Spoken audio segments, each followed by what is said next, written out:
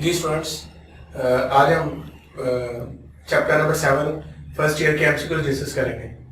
तो MCQ discuss करने से पहले कुछ बेसिक चीज़ें थी जो कि आपने 7 चैप्टर में पढ़ी है। उनमें आपने क्या क्या चीज़ें पढ़ी हैं? उनमें सबसे पहले हमने परमुटेशन का पढ़ा था। परमुटेशन सिंपली अरेंजमेंट्स होती हैं। कॉम्बिनेशन का पढ़ा। कॉम्बिनेशन होती है सिलेक्शन। जब भी सिलेक्शन की बात आए तो आप ग्रुपिंग की बात आए तो तब आप कॉम्बिनेशन अप्लाई करें। और जब भी चीज़ों की अरेंजमेंट की बात आए, सिटिंग की बात आए ऑन अ चेयर्स, और जब भी पॉइंट्स की बात आए ऑन अ सर्कल, तो फिर आप कॉम्बिनेशन का इस्तेमाल करें।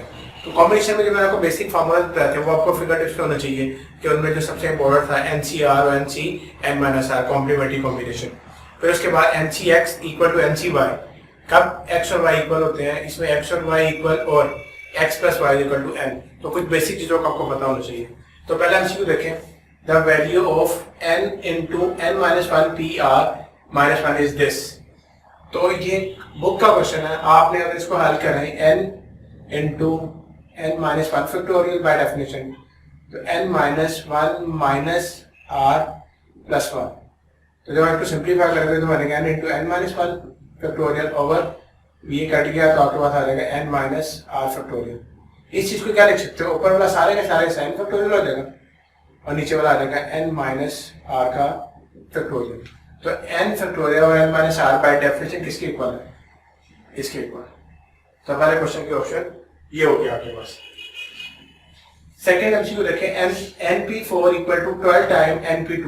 तो इसमें फॉर्मूला अप्लाई करें तो np4 किसके इक्वल होता है? n factorial over n-4 factorial is equal to 12 into n factorial over n-2 factorial.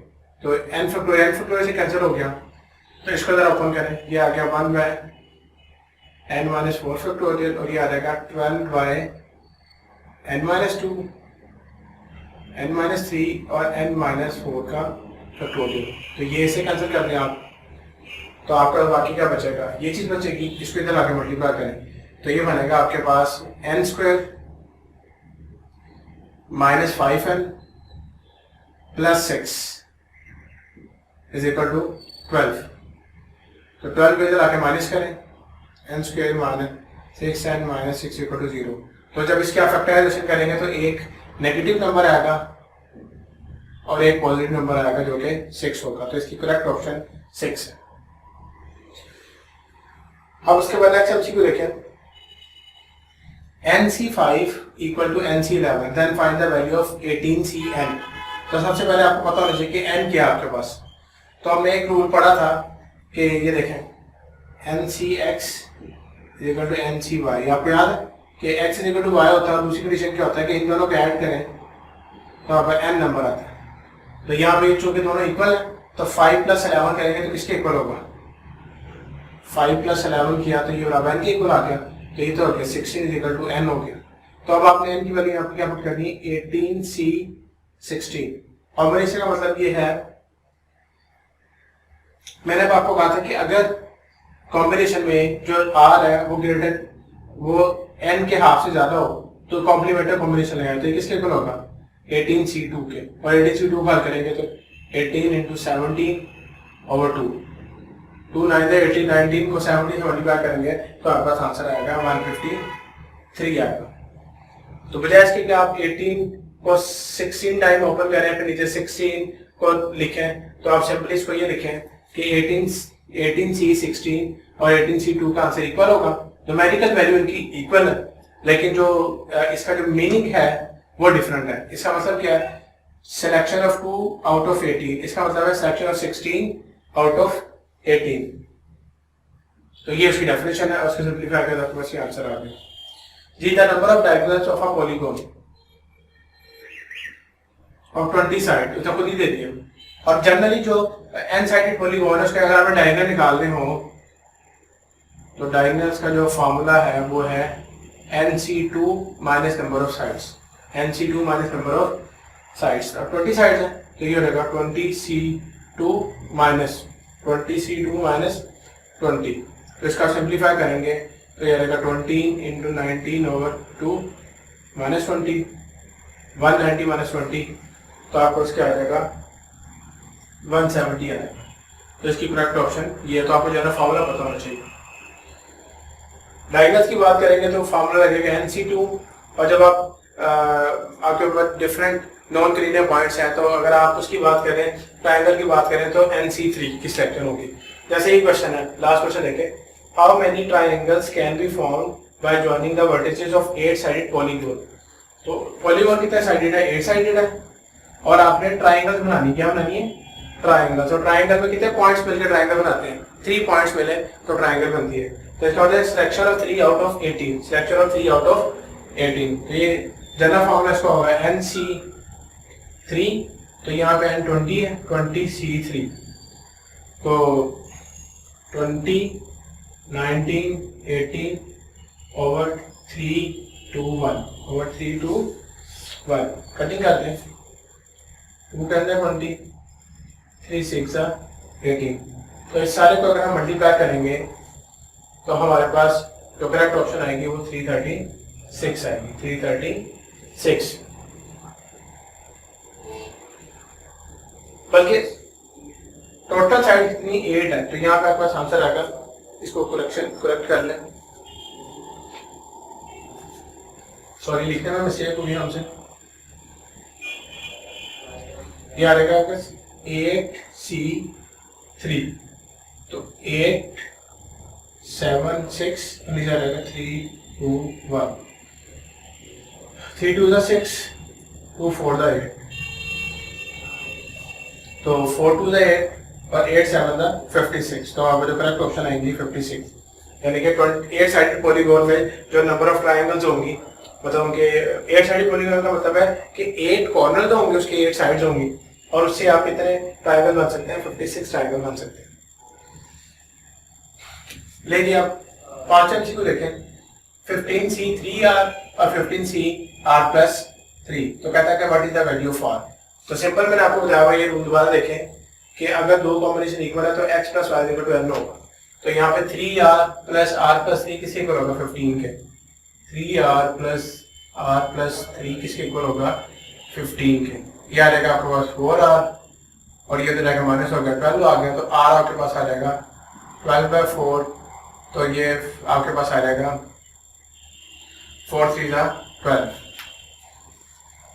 देखिए दोबारा, 3R + R+3, यानी कि इन दोनों को ऐड करेंगे तो 15 के इक्वल होगा।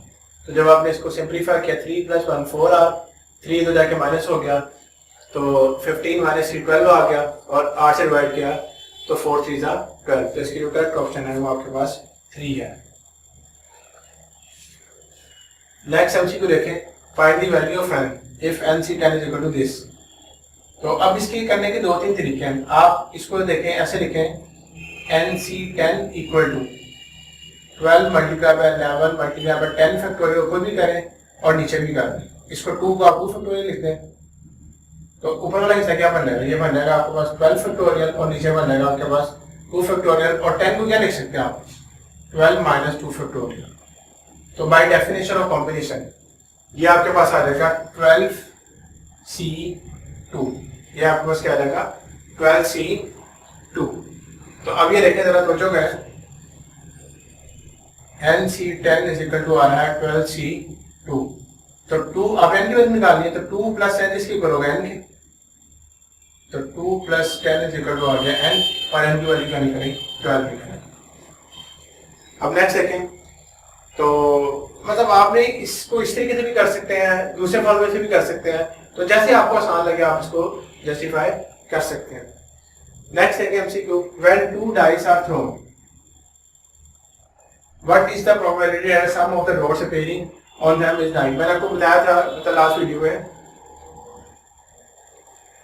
कि जब भी डाइस का क्वेश्चन आएगा, 2 डाइसेस का क्वेश्चन आएगा, तो हमेशा वो सम की बात करेगा। सम की, प्रोडक्ट की बात भी कर सकते हैं, लेकिन मोस्टली क्वेश्चन सम का आता है। तो जो 2 डाइसेस का जो सम है वो मैंने आपको बताया था, या तो 2 होगा, या 3 होगा, या 4 होगा, या 5 होगा, या 6 होगा, या 7 होगा।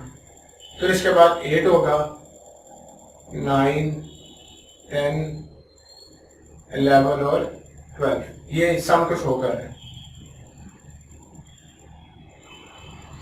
अच्छा, अब ये देखें, मैंने आपको बताया था, आपने डायग्राम से देखा था कि सम 2 कितनी दफा आता है? 1 दफा। सम 3 कितनी दफा आता है? 2 दफा, यानी कि 1 2 हो और 2 1 हो तो सम बनता है 3 दफा, 3 4 5, ये आ गया 6, फिर इसके बाद वापस आना आपने 5 4 3 2 1, सम 12 बनता है, वो 6,6 बनता है। तो आपने sum of dots appearing on this 9 बताना है, तो सम 9 जो है वो कितनी दफा बनता है? 4 टाइम्स बनता है, और टोटल पॉसिबल आउटकम कितना होता है? 36 होते हैं। तो ये आ जाएगा 4 बाय 36, तो ये कितना आ जाएगा? 4 बाय 4 और 4 9 जा 36, तो ये हमारे पास क्या आ जाएगा? 1 बाय 9 आंसर आ जाएगा इसका। हमारे पास आंसर क्या आ जाएगा? 1 बाय 9। नेक्स्ट एमसीक्यू देखें, how many ways can a necklace of 5 beads of different colours can be made. तो मैंने आपको कहा था कि जब बीड्स का क्वेश्चन आ जाए, नेकलेस का क्वेश्चन आ जाए, तो उसके जो फॉर्मूला आपने इस्तेमाल करना है वो करना है use half of n minus 1 factorial, half of n minus 1 factorial. तो ये इक्वल हो जाएगा 1 बाय 2 इंटू 4 फैक्टोरियल, और आ जाएगा 1 बाय 2 इंटू 4 3 2 1, 2 से कट गया 4 3 12। तो इसकी जो करेक्ट ऑप्शन है वो क्या आपके पास? 12 है। नेक्स्ट एमसीक्यू देखें, how many words can be form the letters of the word chapter. कितना लेटर्स इसके अंदर? 1 2 3 4 5 6 7, 7 लेटर्स हैं। यूजिंग ऑल लेटर्स, तो अब ये देखें चूंकि डिफरेंट लेटर से आपने डिफरेंट लेटर्स बनाने हैं, तो आप इसकी अरेंजमेंट करोगे, तो लिहाजा यूजिंग ऑल लेटर्स एट ए टाइम के लिए आप सिंपली क्या यूज करोगे? मतलब ये 1 2 3 4 5 6 7, तो आप 7p7 भी लिख सकते हो, या फिर डायरेक्ट 7 फैक्टोरियल लिख सकते हो। कि पहली पॉसिबिलिटी है कि 7 लेटर 7 हो, फिर 6 हो, इसको आप सिंप्लीफाई करें तो क्या आएगा? 7 6 5 4 3 2 1। इस सारे को आंसर करेंगे तो इसका जो करेक्ट आंसर है वो है 5040, 5040। तो लेस नोट्स ये पॉसिबिलिटीज थी आपके पास। तो बेसिकली कॉम्बिनेशन के लिए आपको फार्मूलाज पे ग्रिप होनी चाहिए।